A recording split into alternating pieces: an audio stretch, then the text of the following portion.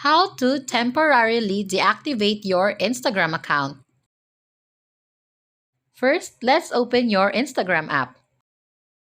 Now, let's go to your profile in the lower right corner of your screen and then select the three lines on the upper right corner of your screen and then select Settings.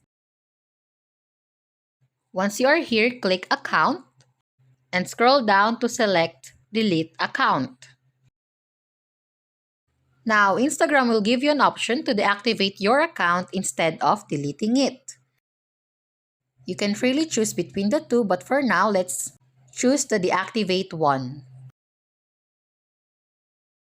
It will lead us to this page, and then you can simply read this and choose why are you deactivating your account, and choose an option in this drop-down menu.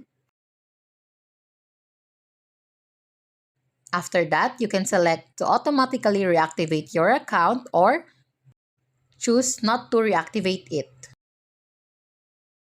Once you are done, enter your password. Then click Temporarily Deactivate Account.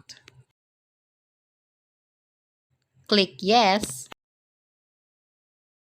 And that's it. You have successfully deactivated your Instagram account.